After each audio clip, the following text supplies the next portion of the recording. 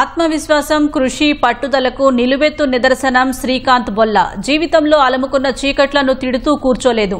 ఆ చీకట్లను ఛేదించే దారి వెతికారు. ఒకటా రెండా? పుట్టింది మొదలు జీవితంలో స్థిరపడేదాకా అడుగడుగునా ఆటంకాలే. అయినా లెక్క చేయలేదు. మొక్కవోని దీక్షతో అన్నిటినీ దాటుకొని ఉన్నతంగా ఎదిగారు. పారిశ్రామికవేత్తగా ఎదిగి పర్యావరణ హిత ఉత్పత్తుల తయారీ పరిశ్రమల్ని స్థాపించారు. దివ్యాంగులు, అంధులు సహా ఎందరో పేదలకు ఉపాధి కల్పిస్తున్నారు. శ్రీకాంత్ జీవన పోరాటం, ఎదిగిన క్రమం నవయువ తరానికి సిసలైన స్ఫూర్తి మంత్రం.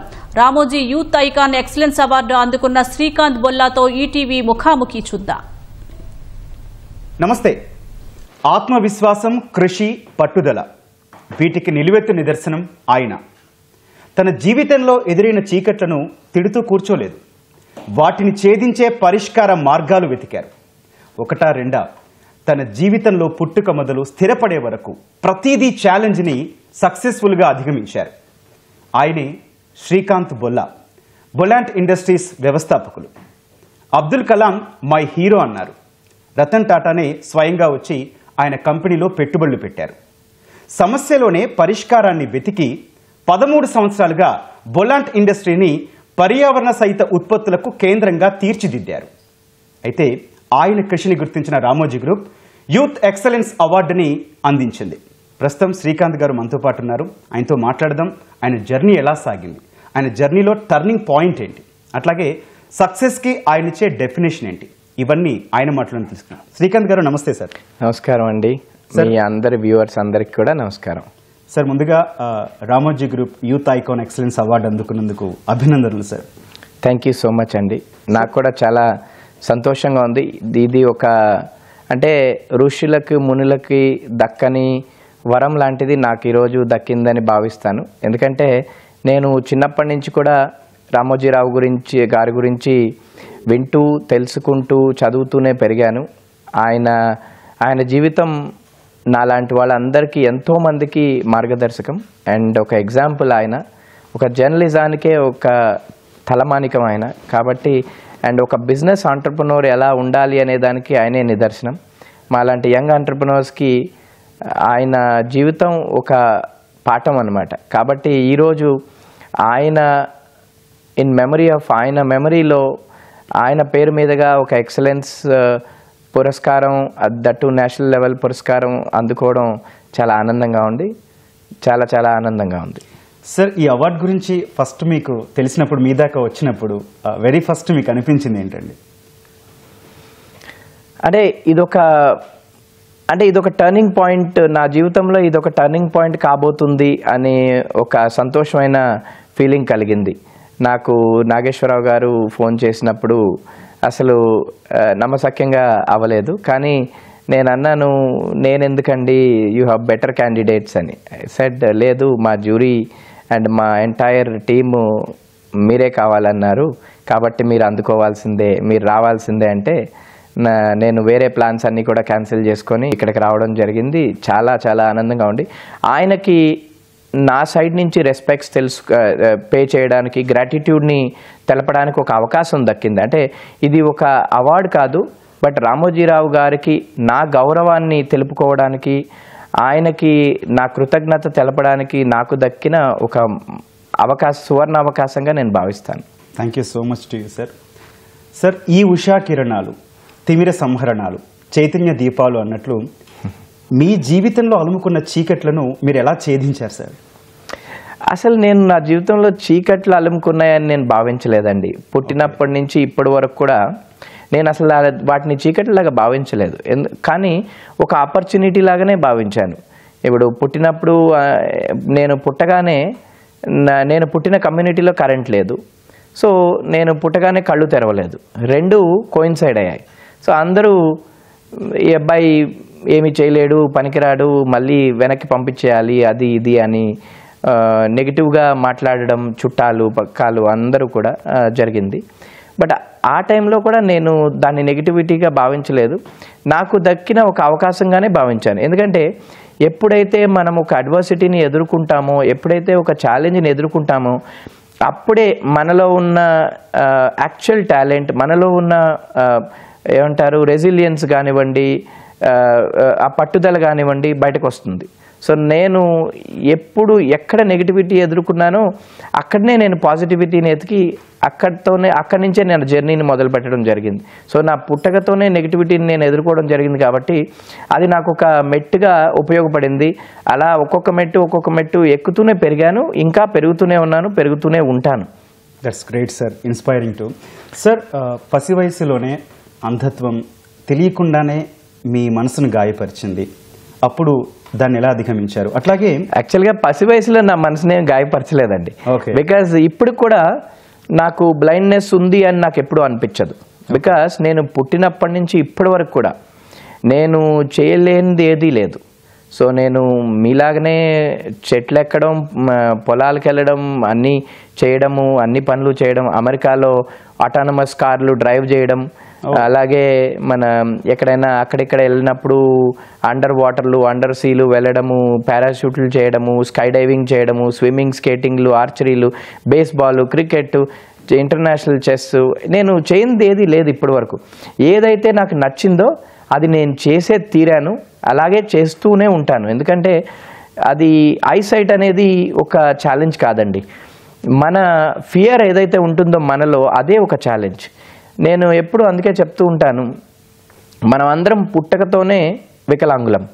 రీజన్ ఏంటంటే we are all born with this invisible disability called fear. ఆ ఫియర్ ఏదైతే ఉంటుందో దాన్ని చూసి మనం ఏదైతే భయపడతామో అదే ఒక పెద్ద భూతం, దయ్యం, ఆర్ జబ్బు అనుకోవచ్చు, డిసబిలిటీ అనుకోవచ్చు, ఏదైనా అనుకోవచ్చు. బికాస్ మీ షాడోని చూసి మీరు భయపడతారు, కానీ నా షాడోని నేను చూడలేదు కాబట్టి నేను భయపడలేదు చిన్నప్పుడే. So that made me fearless. So నేను చిన్నప్పుడు రామోజీరావు గారి లాగానే 5 మైళ్ళు స్కూల్కి, రూరల్ స్కూల్కి పొదల గుండా, చిన్న చిన్న రోడ్ల గుండా వెళ్ళి చదువుకోవడం జరిగింది. కానీ వెళ్ళాను, కానీ చదువుకోవడం అయితే జరగలేదు. అక్కడ ఎవరు నన్ను అక్నాలెడ్జ్ చేయలేదు. సో లాస్ట్ బెంచ్లో కూర్చోబెట్టేవాళ్ళు, నువ్వు పనికిరావని, అదని ఇదని హేళన చేసేవాళ్ళు. అయినా కానీ ఆ లాస్ట్ బెంచ్లో కూర్చోవడం కూడా నేను ఒక అవకాశంగా భావించి జాగ్రత్తగా విని అందరికంటే ముందు ఆన్సర్ చేయడము, అందరికంటే ముందు నేర్చుకోవడం జరిగేది. సో అవన్నీ చూసి నా క్లాస్మేట్స్కి అందరికీ చాలా జెలస్ వచ్చింది. ఒకసారి వచ్చి వీడిని ఏదో ఒకటి చేయాలని చెప్పి చలో కొన్ని నెలల తర్వాత వచ్చి చలో క్రికెట్ ఆడదామని పిలిచారు. సో ఇన్ని నెలలుగా వదిలేసిన వాడికి ఇప్పుడు డెజర్ట్లోని ఓయాసిస్ మాదిరిగా నాకు చాలా ఆనందం వేసింది. అబ్బా వీళ్ళలో చాలా మార్పు జరిగింది, ఐ థింక్ చాలా మారారు, నాకు మహర్దశ పట్టినట్టే అనుకున్నా. కానీ అది ఎక్కువసేపు నిలవలేదు. గ్రౌండ్లోకి వెళ్ళాక ఆ బాల్ కింద నుంచి వేయకుండా డైరెక్ట్గా తీసి నా తలకేసి కొట్టారు. అంటే ఆ రివెంజ్ని అలా తీర్చుకోవాలనుకున్నారు వాళ్ళు. వీడు పనికిరాడు, పనికిమాలినాడు, అయినా కానీ మనందరికీ తిట్లు పడుతున్నాయి వీడి వల్ల, అందరికన్నా ముందు ఆన్సర్ చేస్తున్నాడు కాబట్టి వీడు మనం కొడితే నెక్స్ట్ డే నుంచి క్లాస్కి రాడు, స్కూల్కి రాడు అని భావించారు. కానీ అది ఆ రోజు నాకు ఒక చాలా అద్భుతం జరిగింది. ఆ రోజు ఫస్ట్ టైం నేను పెయిన్ అంటే ఏంటో పెయిన్ అంటే ఏంటో ఎక్స్పీరియన్స్ చేశా. సో ఆ రోజే ఐ టోల్డ్ దెమ్ బ్యాక్. నేను అలా పడిపోయి లేచిన తర్వాత I told the guy same thing, all right, ఈరోజు నువ్వు నన్ను కొట్టావు, with the same ball I'm going to play for India in the future. So that was a dream that I had that day, and that was a manifestation that I had that day. ఆ manifestation ఇంతింతాయి అంతంతాయి పెరిగి పెద్దదై 2009లో నాకు అవకాశాలు రావడము, select కావడం అన్నీ జరిగాయి. But దాంతోపాటే అమెరికాలోని ప్రతిష్టాత్మకమైన MITలో సీట్ రావడం, ఎడ్యుకేషన్ని ప్రిఫరెన్స్గా తీసుకోవడం, అది నేను స్పోర్ట్స్లో నేను కెరియర్ని అక్కడితో ఎండ్ చేశా. But I was able to prove people wrong. So every time somebody abused me, every time somebody gave me a challenge, I triumphed and said, this is only me who can do it. Every time someone said, Srikanth, you can't do this, I look back and say, it's only me who can do this. This has been my mantra anamata. అంటే DNA అంటాం కదా. So my DNA ఏంటంటే, మీరు wrong సైడ్లో నన్ను rub చేశారు అంటే 100% I will ensure that I'll do it. So నువ్వు చేయలేవు అని ఎవరైతే అంటారో డెఫినెట్గా వాళ్ళే నాకు హెల్ప్ చేస్తారు నేను అది చేసేదానికి. సో నా జీవితంలో ఎప్పుడు శత్రువులు లేరు, అందరూ మిత్రులే. ఎందుకంటే నన్ను తిట్టేవాళ్లే నాకు వెల్ విషర్స్. నన్ను తిట్టకపోతే నాలోని మంచి బయటికి రాదు. నన్ను టెస్ట్ చేయకపోతే నాలోని కెపాసిటీ బయటకు కనిపించేది కాదు. Great sir. కాబట్టి నాకు ఎప్పుడు నాకు శత్రువులు లేరు, ఓన్లీ మిత్రులే ఉండే. అండ్ నాకు ఎప్పుడు ప్రాబ్లమ్స్ రాలా, కానీ ఓన్లీ ఆపర్చునిటీస్ వచ్చాయి. సార్ ఇక్కడ ఒక విషయం ఖచ్చితంగా మాట్లాడుకోవాలి విత్ పర్మిషన్.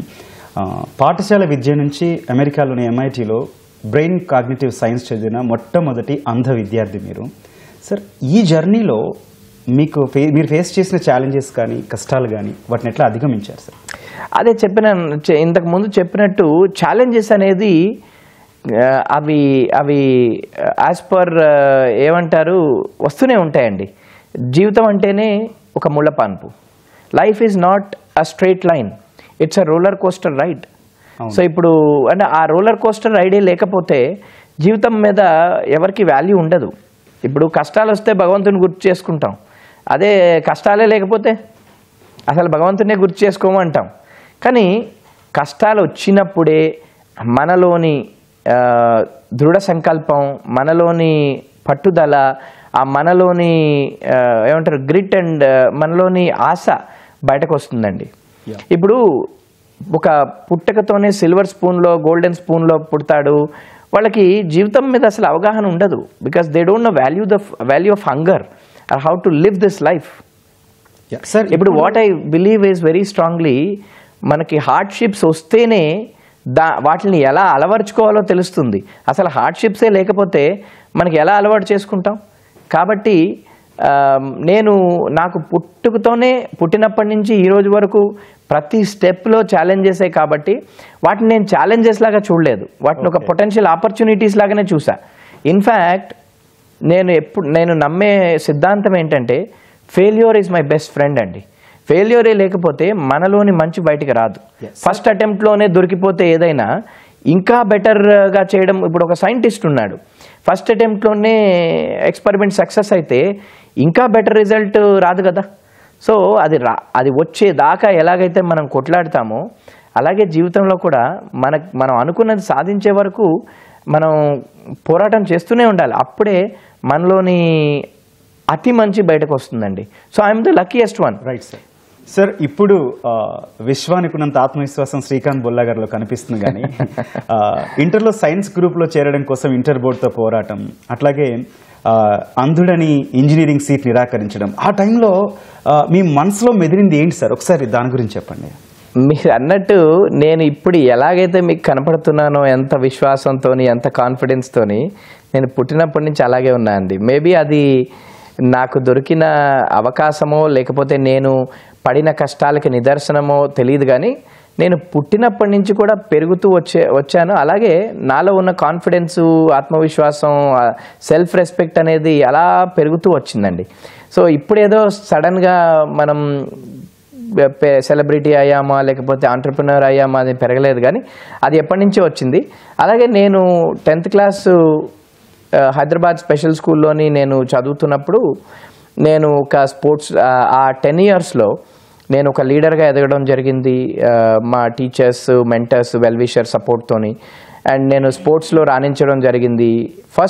ఫస్ట్ LKG నుంచి 10th grade వరకు ఆల్ ద టైమ్ నేను ఫస్ట్ ర్యాంక్ అనేది నాకు ఒక శ్రీకాంత్కి ఒక హాల్ మార్క్ లాగా అయింది. గోల్డ్కి KDM హాల్ మార్క్ అయినట్టు నాకు ఫస్ట్ ర్యాంక్లో ఉండడమే నాకు ఒక హాల్ మార్క్ లాగా అయిపోతూ వచ్చింది. కాబట్టి నేను గెలవడమే అలవాటు చేసుకున్నాను తప్ప ఓటమిని అలవాటు చేసుకోలేదు. కానీ ఇప్పుడు అఫ్కోర్స్ ఓటమి కూడా ఒక గెలిపే అని భావిస్తాను. నేను ఓడిపోయినప్పుడు ఓటమిని లాగా భావించాను. అలాగే నేను 10th gradeలో మంచి మార్కులు సాధించినప్పుడు నేను ఇంకా చాలా హ్యాపీగా ఫీల్ అయ్యాను. నా డ్రీమ్స్ అండ్ ఆస్పిరేషన్స్ ఫుల్ఫిల్ అవుతాయి, నేను సైన్స్ చదువుకోవచ్చు, ఇంజనీరింగ్ చేయొచ్చు అని. ముందు నాకు చిన్నప్పుడు ఒక డాక్టర్ అవ్వాలని ఉండేది. కానీ ఎప్పుడైతే నేను తెలుసుకున్నానో ఇప్పట్లాగా AI, రోబోటిక్స్ అవన్నీ లేవు అప్పుడు. సో ఒక సర్జన్ అవ్వాలని నాకు చిన్నప్పటి నుంచి ఉండేది. కానీ ఎప్పుడైతే నేను ఫుల్ జస్టిస్ చేయలేనని తెలుసుకున్నానో అప్పుడు నా దృష్టిని ఇంజనీరింగ్ వైపుకి మళ్ళించా. కానీ ఒకటే అనుకున్నాను, డాక్టర్ అవ్వలేకపోతే ఏమో ఒక డాక్టర్ని అయితే పెళ్లి చేసుకోవచ్చు, కానీ ఒక మంచి ఇంజనీర్గా ఎదుగుదాము అని చెప్పి. కానీ 15 years later ఒక డాక్టర్ అయిన అమ్మాయినే నేను పెళ్లి చేసుకోవడం జరిగింది, out of my own choice. This is what is called manifestation, Gautam గారు. మనలో ఒక మేనిఫెస్టేషన్ కానీ ఉండి ఒక విజువలైజేషన్, ప్రాపర్ విజువలైజేషన్ ఉంటే nothing in life is impossible అండి. Anything is possible. డబ్బులు, సరౌండింగ్స్, ఎక్స్పోజరు, ఇవన్నీ secondary. But if you have that strong manifestation and will, then your exposure at right age to right things will always support. Sir, సమాజంలో లోపంగానే చూస్తూ ఉంటారు. మీరు అదే face చేసి వచ్చారు. అంటే మీ వరకు వచ్చేసరికి లోపం మీకు వరంగా మారింది అనుకోవచ్చా? 100%. అంటే అది మారదండి, మనం మార్చుకోవాలి. ప్రతి లోపాన్ని మన అడ్వాంటేజ్గా మార్చుకోవడంలో నేను దిట్ట. అలా అందరూ చేయాలి. బికాజ్ ఒకసారి సడన్గా ఏదైనా ఛాలెంజ్ వచ్చిందంటే అందరూ ఏం చేస్తారంటే ఇక నిరుత్సాహపడిపోవడం, లేకపోతే బాగా ఇక డిప్రెషన్కి లోన్ అవ్వడం, అవన్నీ జరుగుతూ ఉంటాయి. కానీ మీరు నమ్మరు, ఈ 33 ఏళ్ల నా కెరియర్లో నాకు డిప్రెషన్ అండ్ స్ట్రెస్ అంటే ఏంటో తెలీదు. నేను అనుకుంటూ ఉంటాను ఇదేమన్నా పెద్ద మెడికల్ మాఫియానా అని చెప్పి. నాకు తెలీదు. బికాజ్ ఎప్పుడైతే నాకు ఒక challenge ఎదురవుతుందో that will give me more inner strength to fight. So same thing happened. ఇంటర్మీడియట్లో నాకు సైన్స్ నిరాకరించినప్పుడు అదే అయింది. ఒక 4 గంటలు ఆలోచించడం జరిగింది, కరెక్టే, నేను కాదనను. అయ్యో ఏంటిది, సడన్గా మనం ఇంత మంచి మార్కులు తెచ్చుకున్నాం, మనకంటే తక్కువ వాళ్ళని తీసుకుంటున్నారు అని. కానీ ఆ 4 గంటలే నాకు వరంగా మారాయి. ఆలోచన మొదలైంది, ఫైట్ మొదలైంది, నాలో ఉన్న రెబల్ బయటకు వచ్చాడు. So then with my teachers support and management support మేము కేసు వేయడం, కొట్లాడడం, అది చివరికి 10 నెలలు కేసు గెలవడం జరిగింది. కానీ ఆ 10 నెలలు మేము వెయిట్ చేయలేదు. అన్ని మన టెక్స్ట్ బుక్స్ అన్నీ మా టీచర్స్ ఆడియో టేప్స్లో రికార్డ్ చేసిస్తే వాటిని విని చదువుకొని నేను ప్రిపేర్ అవ్వడం జరిగింది. నవంబర్, డిసెంబర్, జనవరి ఆ టైంలో నన్ను ఒక చిన్న కాలేజ్ ఎస్ఆర్ నగర్లో రాయల్ జూనియర్ కాలేజ్ యాక్సెప్ట్ చేసినప్పుడు I was already having a head start. ఎందుకంటే నేను ఆల్రెడీ చదువుకుని ఉన్నాను కాబట్టి నాకు అంత పెద్ద కష్టం కాలేదు. 98% వచ్చింది ఫస్ట్ ఇయర్లో. అలాగే సెకండ్ ఇయర్ బాగా చేసాం. So that has proved. ఇప్పుడు ఏం జరిగింది, ఐ ఆల్వేస్ బిలీవ్ మార్పు అనేది మనం ఏడుస్తూ కూర్చుంటే రాదండి, మనమే ఒక మార్పుకి నాంది. I want be the symbol of change. Because I don't want somebody to make change for me. I want to be the symbol of my own change. అదే జరిగింది నా కెరియర్లో. సో నేను ఇంటర్మీడియట్ అంత మంచి స్కోర్లో పాస్ అయినప్పుడు ఏం జరిగింది, నేను సక్సెస్ అయ్యాను, నాతో పాటు హోల్ కమ్యూనిటీ సక్సెస్ అయింది. ఇప్పుడు ఎవరైతే అంగవైకల్యం కలిగిన వ్యక్తులు కానీ లేకపోతే ఏమన్నా ఇలాంటి వాళ్ళు నాకు సైన్స్ చదవడం నా ఆస్పిరేషన్ అంటే గవర్నమెంట్ విల్ సే ఓకే మీకు రెడ్ కార్పెట్ వేస్తున్నాం అంటారు. సో అలాంటి మార్పుకి నాందే అండి. అది నాకే కాదు, నా కోసం ఎప్పుడైతే నేను ప్రదర్శించాను కానీ కష్టపడ్డాను కానీ అది హోల్ జనరేషన్కి, హోల్ కంట్రీకి ఉపయోగపడింది కనిపిస్తుంది సార్. ఇప్పుడు దట్స్ వై నేను జీవితంలో ఒకటే నమ్ముతాను, మనం ఒక మంచి చేస్తే తిరిగి మనకు అది మంచి చేస్తుంది అని. సో నా కోసం కష్టపడినప్పటికీ అది ఓవరాల్ కమ్యూనిటీకి మంచి చేసింది. This is what doctor Kalam says, individual transformation alone leads to the transformation of the country. Sir, అట్లాగే ఈ బొలాంట్ ఇండస్ట్రీ స్థాపించాలనే ఆలోచన ఎట్లా వచ్చిందండి, అండ్ దానికి దారి తీసిన అంశాలు, అట్లాగే ఆ టైంలో మీరు ఫేస్ చేసిన ఛాలెంజెస్ ఏంటి? నేను అమెరికాలో తర్వాత నేను సైన్స్ చదివాను, దాని తర్వాత ఐఐటీస్ రిజెక్ట్ చేశాయి, ఐఐటీ కోచింగ్ సెంటర్స్ అన్నీ. సో అప్పుడు నాకు అనిపించింది ఏంటంటే enough is enough. I have to go to some place where I'm accepted as I am. అంటే నా డిసెబిలిటీస్ని కాదు, నా ఎబిలిటీస్ని చూసే దగ్గర వెళ్ళి చదువుకోవాలి అని భావించాను. ఎందుకంటే everybody defines me as someone who is blind, but people doesn't define me with my abilities. But global countries doesn't do that. They define you with your abilities and they accept you with your disabilities. So నేను అలా ఆ పర్స్యూట్లోనే ప్రపంచంలోని ప్రతిష్టాత్మకమైన MITలో admission అది తెచ్చుకోవడం with scholarship జరిగింది.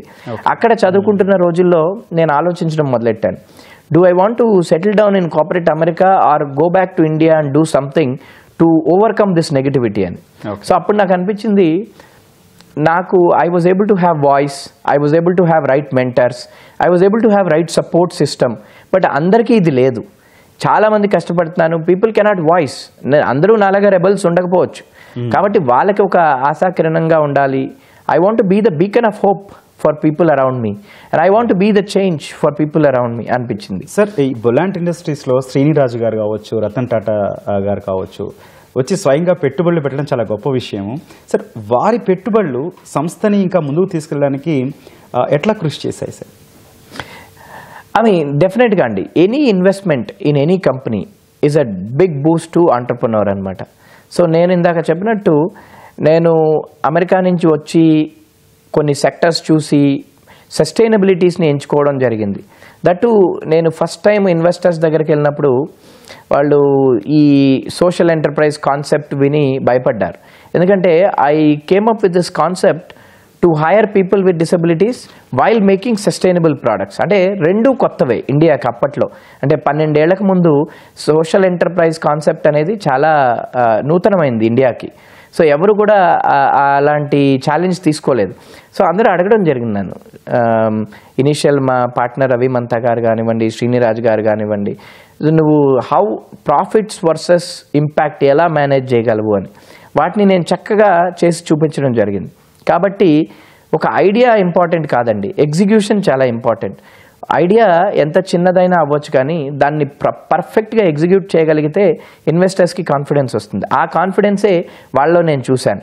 కాబట్టి వాళ్ళందరూ పెట్టుబడి పెట్టడం, నాకు వెన్నుదండై నిలవడం, ఒక పెద్ద వెల్ విషర్స్గా అవ్వడం, అవి నాకు చాలా హెల్ప్ చేశాయి. అవే నాందయ్యాయి నాకు. వాళ్ళ బ్లెస్సింగ్సే నేను ఒక ఎంటర్‌ప్రెన్యూర్గా ఎదగడానికి నాందయ్యాయి.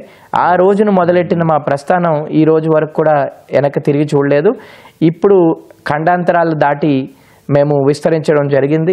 ఇంకా ఇంకా విస్తరించుతూనే ఉంటాము. అవునండి సార్, బొలాంట్ ఇండస్ట్రీస్ని ప్రకృతిహితంగా మలచడానికి మీరు తీసుకున్న జాగ్రత్తలు, స్పెషల్ కేర్ ఏంటండి? నాకు అంటే నేను MITలో చదువుకుంటున్న రోజుల్లోనే సస్టైనబిలిటీ ఆర్ ప్రకృతి నేచర్ బేస్డ్ ప్రోడక్ట్స్ చేయాలనే ఒక ఏమంటారు గ్రీడ్ ఏర్పడిందండి. దాన్ని ఒక ఇన్ఫాక్చువేషన్ అంటారో గ్రీడ్ అంటారో నాకు తెలియదు, కానీ ఐ సెడ్ ఏదైతే ఏం చేసినా సరే సస్టైనబిలిటీ మీదనే ఫోకస్ చేయాలనే ఒక మక్కువ ఏర్పడింది నాకు. ఎందుకంటే future is all about sustainability. మనము రిసోర్సెస్ని వాడుతూ వాడుతూ వాడుతూ వెళ్తే మనకి నెక్స్ట్ జనరేషన్స్కి నెక్స్ట్ యంగర్ జనరేషన్స్కి ఆ రిసోర్సెస్ మిగలవండి. కాబట్టి మనం నేచర్ని ప్రిజర్వ్ చేయాలి, ఎన్వైరన్మెంట్ని ప్రిజర్వ్ చేయాలి, రెన్యూవబుల్ రిసోర్సెస్ని ప్రిజర్వ్ చేయాలి. అది చేయాలంటే recycling and reduce reuse recycle అనే కాన్సెప్ట్ని మనం నమ్మి తీరాలి అండ్ దాన్ని ఆచరణలో పెట్టి తీరాలి. అదే నా ఇంట్రెస్ట్ అయింది, అదే నా బిజినెస్కి బ్యాక్ బోన్ అండ్ DNA అయింది. కాబట్టి నేను బొలాంట్ని స్టార్ట్ చేసినప్పుడు I decided to make world class products out of waste by using people who are at the margins of the society. This was my simple yet laborious vision for the company. ఆ విధంగానే మా journey మొదలెట్టాం.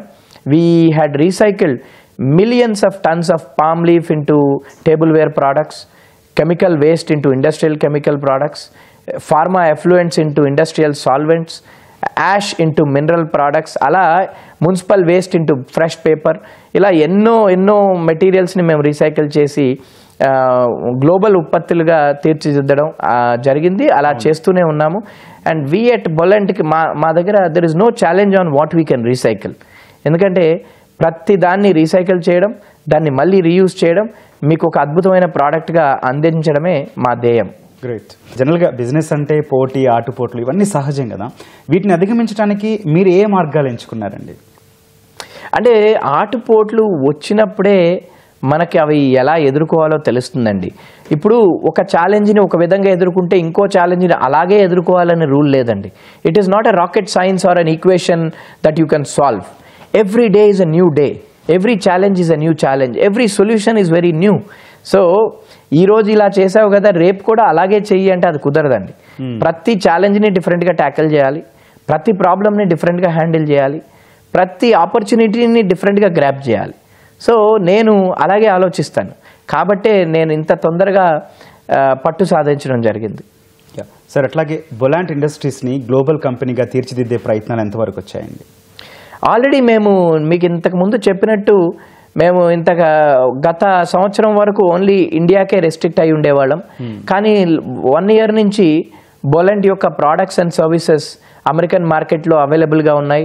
All compostable products, eco friendly ప్రోడక్ట్స్ని మేము యూఎస్లో already distribution మొదలుపెట్టాము. ఒక 10 months already అయింది.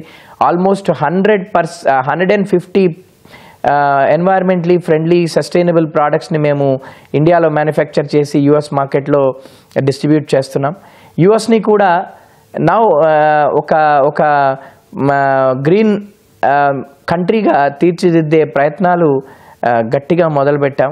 US మార్కెట్లో స్టెబిలైజ్ అయిన తర్వాత ఆల్రెడీ మేము మిడిల్ ఈస్టర్న్ మార్కెట్స్ వైపు ప్లాన్స్ మొదలుపెట్టాము. కెనేడియన్ మార్కెట్ వైపు కూడా మా ప్లాన్స్ మొదలుపెట్టాం.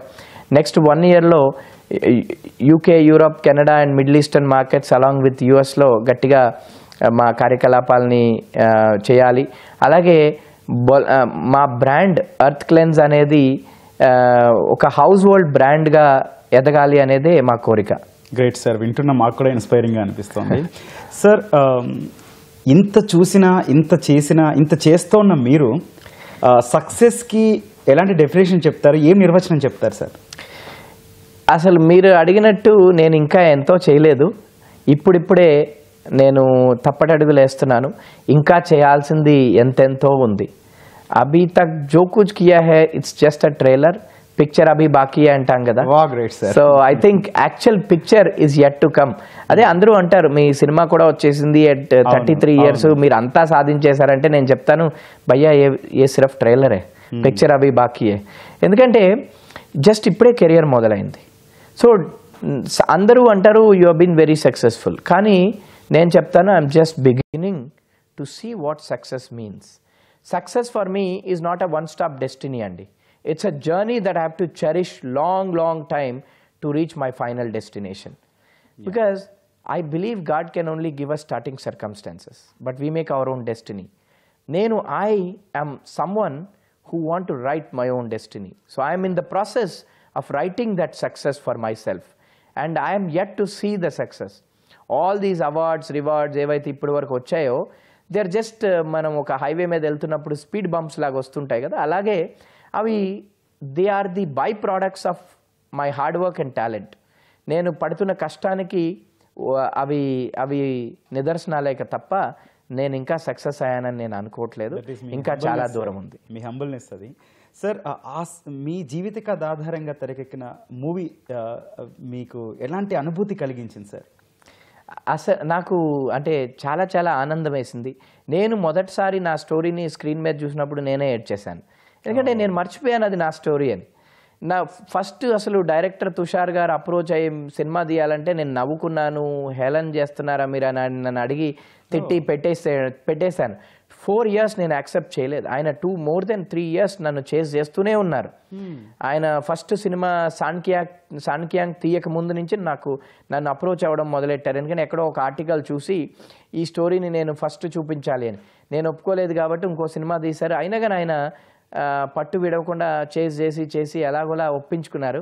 కానీ అది ఆయన సినిమాని తీయడం చాలా ఆనందం అనిపించింది తర్వాత. ఎందుకంటే నా స్టోరీ ఏదో సిల్వర్ స్క్రీన్ మీద గొప్పగా చూపించారని కాదు, కానీ మిలియన్స్ ఆఫ్ పీపుల్కి అదొక ఇన్స్పిరేషన్ అయింది.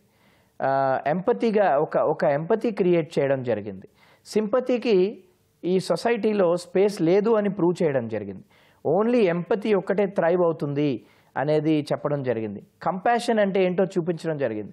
అందరూ కంపాషన్ అంటే డబ్బు సంపాదించడం లేదంటే రిచ్ అవ్వడం అనుకుంటారు. అసలు రియల్ రిచ్నెస్ ఏంటి, అసలు what is the real richness at heart అంటే ఇట్స్ నథింగ్ బట్ కంపాషన్. ఆ కంపాషన్కి నిలువెత్తు నిదర్శనం నేను. బికాస్ నా గొప్పతనం కాదు అది, మై పేరెంట్స్ గ్రేట్నెస్. అండ్ ఒక లోన్లీనెస్కి నిదర్శనం నేను. కానీ అదే లోన్లీనెస్ ఇప్పుడు తిరిగి ఒక హ్యాపీ కమ్యూనిటీని, ఒక ఇంక్లూజివ్ కమ్యూనిటీని తయారు చేయడంలో తోడ్పడింది. నేను ఎదుర్కొన్న ప్రతి ఛాలెంజ్ నాకు ఒక ఫౌండేషన్ అయ్యాయి. ఆ ఫౌండేషన్ అయ్యి ఒక మార్పుకి నాంది పలికాయి.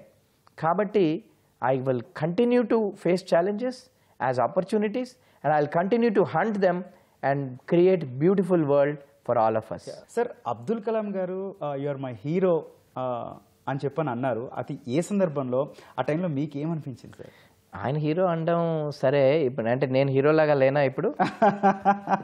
మీరు ప్రపంచం మెచ్చిన హీరో సార్, మీకు గర్వంగా చెప్పుకునే రాజ్ కుమార్ రావు గారు నటించారు కాబట్టి ఆయన హీరో అయ్యారు. అదే నేను నటించుంటే నేను కూడా హీరో అయ్యేవాడిని. డెఫినెట్లీ పార్ట్ 2లో మేము ఎగ్జాక్ట్లీ. ఐ థింక్ లైఫ్ అనేది మనకు ఆపర్చునిటీస్ ప్రెజెంట్ చేస్తుంది. సో పార్ట్ 2 రావాలి, అందులో నేను హీరో అవ్వాలి అని అందరం కోరుకుందాం. బట్ అది పక్కన పెడితే అబ్దుల్ కలాం గారు నాకు ఒక ఐడియల్, నాకు చిన్నప్పటి నుంచి రోల్ మోడల్. నేను ఆయనని 2006లో రాష్ట్రపతి భవన్లో కలవడం జరిగింది. ఆ తర్వాత ఎన్నో సంఘటనలు మా మధ్య జరిగాయి. సో మేము ఎంత క్లోజ్ అయ్యామంటే ఒకరిని విడిచి ఒకరు ఉండలేనంత క్లోజ్ అయ్యాము కొన్ని ఇయర్స్లో. అలాగే 2014 ఏదో ఇయర్ నాకు సరిగా గుర్తులేదు, కానీ కోయంబత్తూరులో మేము ఒక లీడ్ ఇండియా ఈవెంట్ చేస్తూ ఉన్నాం. అప్పుడు I was a surprise guest. So Abdul Kalam గారు ముందు అక్కడెక్కడో కూర్చున్నారు. నన్ను లాస్ట్లో ఇంట్రడ్యూస్ చేస్తే నా పక్కకు వచ్చి, నా పక్కన ఎవరో ఐఏఎస్ ఆఫీసర్ ఉంటే ఆవిడని లేపేసి నా పక్కన వచ్చి కూర్చున్నారు. చాలా అద్భుతంగా ఉండింది. సో ఆయన్ని పిలిచారు మాట్లాడడానికి. పిలిచినప్పుడు ఆయన పోడియం మీదకి వెళ్ళి, ఈరోజు నేను కాదు మాట్లాడేది, నా హీరో శ్రీకాంత్ మాట్లాడతారని నేను స్టన్ అయ్యాను. నేనేం మాట్లాడాలి, నేనేం చేయాలి అంటే ఏదో సరే ఇక పిలిచారు. 3 నిమిషాలు వెళ్ళి ఐ థింక్ ఏదో మాట్లాడాను, నాకు గుర్తు కూడా లేదు. బికాజ్ నేను ఎప్పుడు స్క్రిప్ట్ పెట్టుకోను. ఇట్ వాజ్ నాట్ ప్లానింగ్, అసలు ప్లాన్లో లేకుండే ఆ రోజు షెడ్యూల్లో.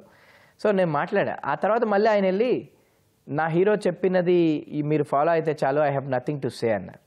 సో నేను ఆయన తిరిగి వచ్చాక, సార్ మీరు నా ఐడిల్, మీరు నాకు యు ఆర్ మై ఇన్స్పిరేషన్, ఎందుకు మీరు అలా అంటున్నారు, why are you irritating me అని అడిగాను.